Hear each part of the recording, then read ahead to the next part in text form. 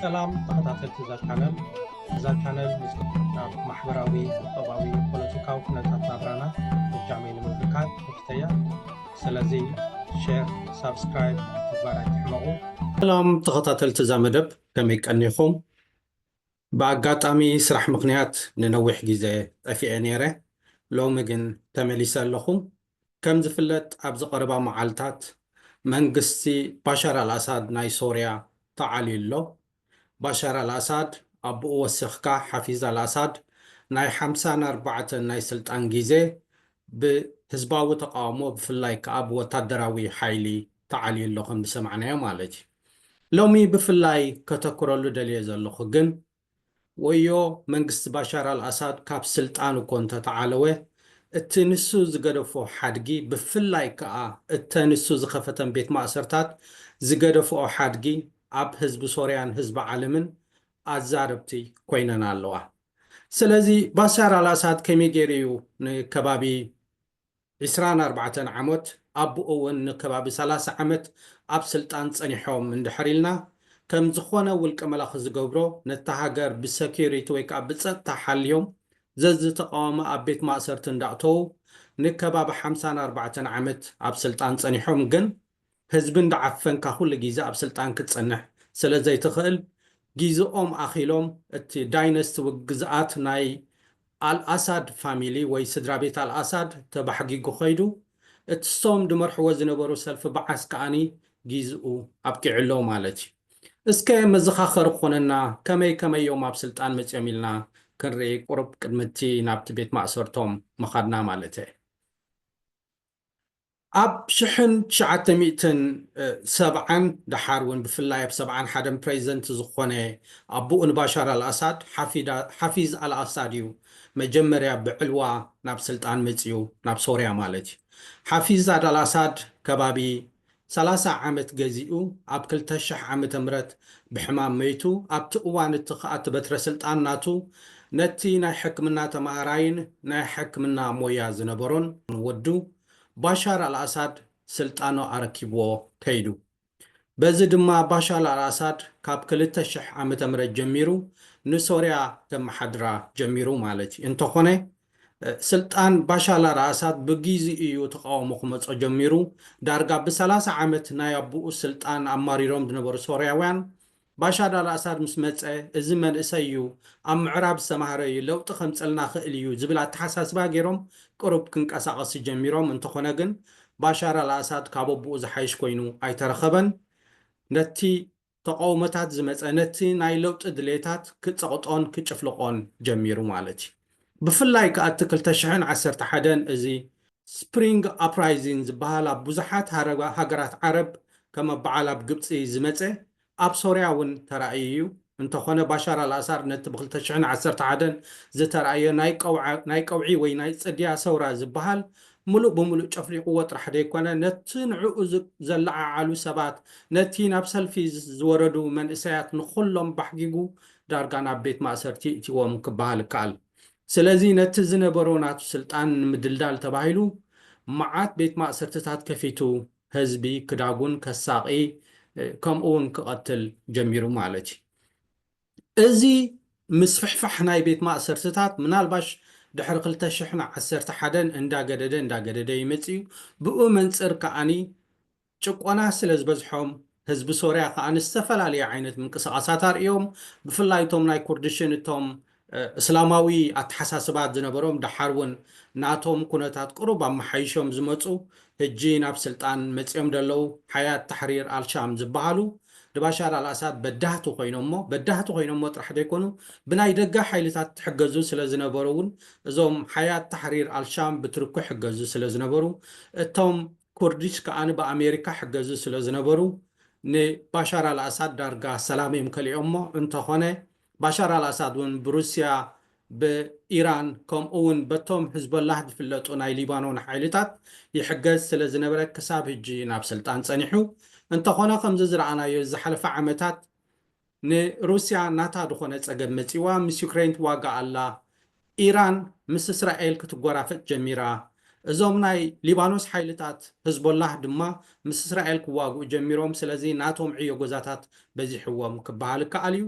ኣብዚ ናቶም ዕዮ ገዛታት ዝበዝሓሎም ድማ እዞም ተቃወምቲ ናይ ባሻር አልኣሳድ ዳርጋ ናብ ውሽጢ 2 ሰሙን ክትብሎ ትኽእል ኢኻ ተዳልዮም መፅኦም ዓልዮሞ ክዓልዎ ከለው ብዙሕ ለውጢ ኣምፅኦም ሓደ ካብቲ ለውጢ ዘምፅዎ ልዕሊ 100,000 ሰብ ኣብ ቤት ማእሰርቲ ተደጊኑ ዝነበረ ነፃ ወፅኢ ማለት እዩ ሕጂ እዚ ልዕሊ 100,000 ኣብ ቤት ማእሰርቲ ተደጊኑ ዝነበረ ነፃ ክወፅእ ከሎ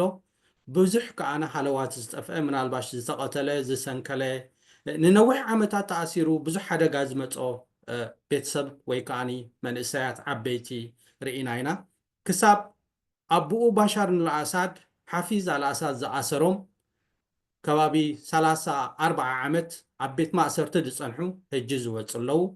ብመንእሰያቶም ደቂ 17-18 ተኣሲሮም ድሕሪ 20-30 ዓመት ወፂኦም ዳርጋ ፍርቂ ዕድሚኦም ባኺኑ ዝወፁ ሰባት ኣለዉ ተዓሚፀን ብዘይ ዝፈልጦኦ ብተፈላለየ ናቶም ፀጥታ ዝነበሩ ወታደራት ተዓሚፀን ዘይደሊኦም ቀለውዕ ሒዘን ዝወፃ ኣለዋ ስለዚ እዚ ቤት ማእሰርትታት ዳርጋ ናብ ህዝቢ ዓለም ናብ ህዝቢ ሶርያ ብጣዕሚ ኣዛራቢ ኮይኑ ኣሎ ማለት እዩ ሓደ ካብዚ ሎሚ ክዛረበሉ ደልየ ዘለኹ ቤት ማእሰርቲ ግን እቲ ዝዓበየ ቤት ማእሰርቲ ወይ ከዓ ኣዛራቢ ኮይኑ ዘሎ ቀታሊ ቤት ማእሰርቲ ከምዚ ቤት ማሕረዲ ናይ ሲቪላውያን ወይ ከዓ ናይ ህዝቢ ቤት ማሕረዲ ተባሂሉ ዝፅዋዕ ዘሎ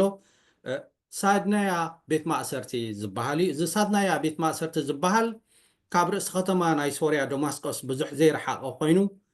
ቅድሚ ሕጂ እውን ብዙሕ ዝዝረበሉ ዝነበረ ቤት ማእሰርቲ እዩ እዚ ክብል ከለኹ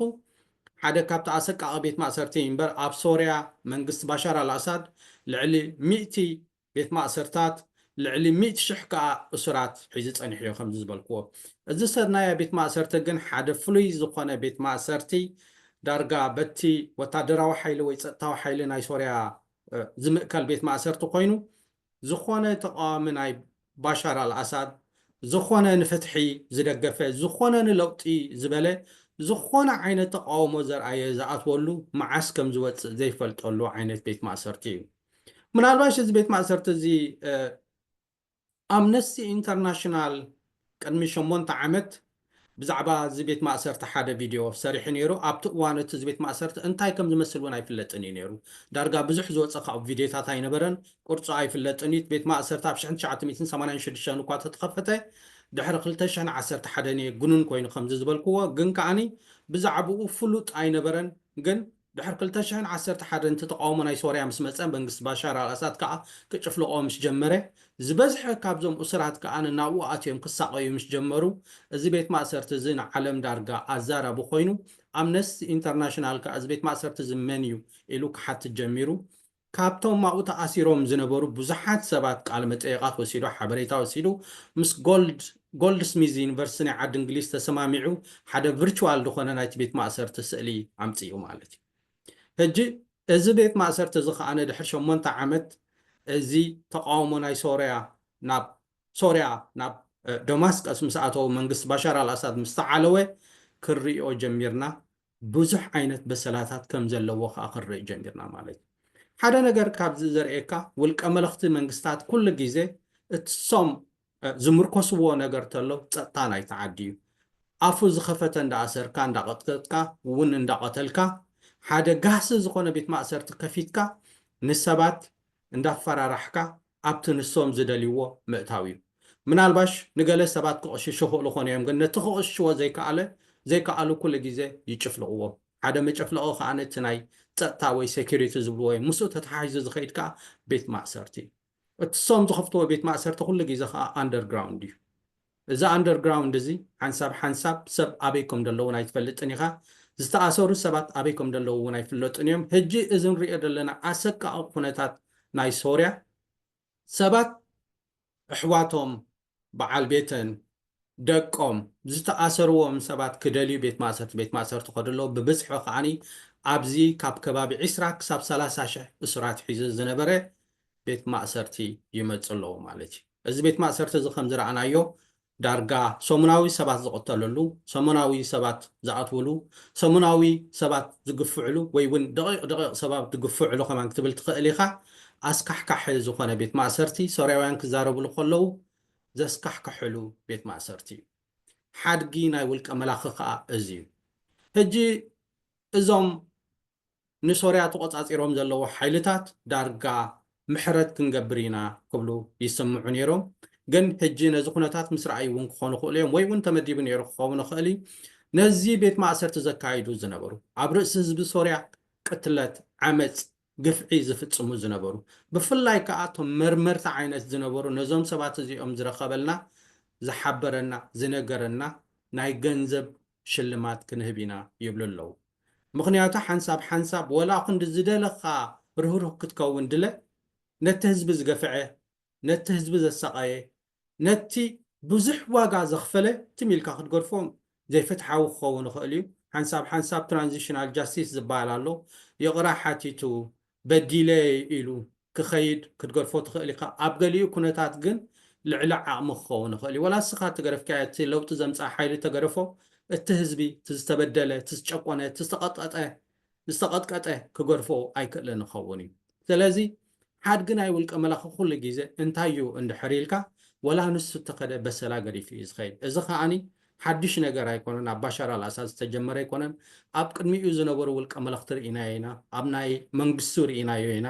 ኣብ ናይ ካልኣይ ኩናት ዓለም ተረፍ ዝነበረ ኣብ ናይ ሂትለር ርኢናዮ ኢና ውልቀ መላኺ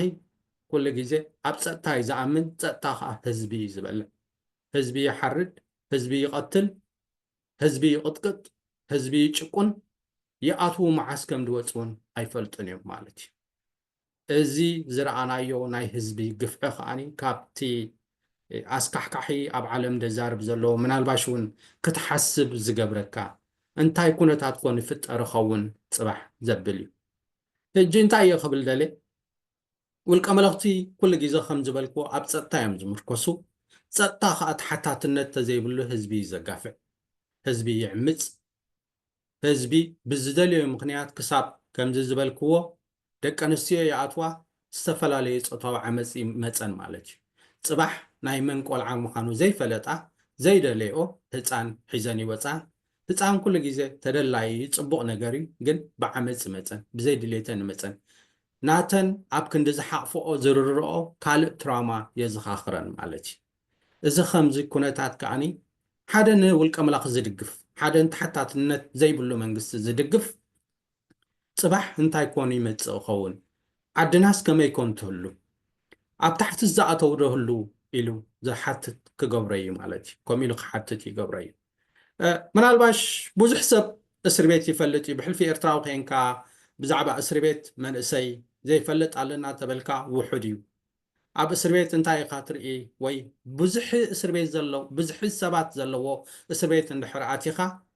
ኣብ ደገ ሰብ ዘሎ ይመስለካን እዩ ኣብ ደገ ጎደናታት ክትዛረብ ከለኻ ክትዛወር ከለኻ ከዓኒ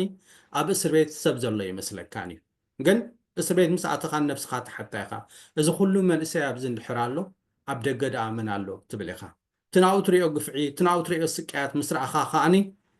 እሞ መንግስታት ደኣ እዚ እንድሕር ኮይኑ ስርሖም ተሓታትነት ተዘይብሎም እንታይ ደኣ ይትርፉ ሃገርሲ እንታይ እዩ ትርፋ የብለካ እዩ ማለት እዩ ምናልባሽ ብዙሓት ሊቃውንቲ ሃገር እቲ ለጂትሜት ወይ ከዓ ወግዓዊ ሓላፍነት ዝተዋህባ ወይ ከዓ ወግዓዊ ፍቓድ ዝተዋህባ ንክትኣስር ይብልዎ እዮም እዚ ምእሳር ማለት ግን ተሓታትነት ዘይብሉ ምእሳር ኣይኮነን ኩሉ ግዜ ሰብ ክቕፃዕ ሰብ ክእሰር ሰብ ክህደስ እንድሕር ኮይኑ ተሓታትነት ክህሉ ኣለዎ ኣብ ሕጊ ክቐርብ ኣለዎ መዓልቱ ክፈልጥ ኣለዎ ብኣግባብ ብሰብኣውነት ክትሓዝ ኣለዎ እዚ ናብ ሶርያ ዝረኣናዮ ግን ብጣዕሚ ኣስካሕካሒ ንቐፃሊ እውን ብቐሊሉ ዘይሃስስ በሰላ እዩ ምናልባሽ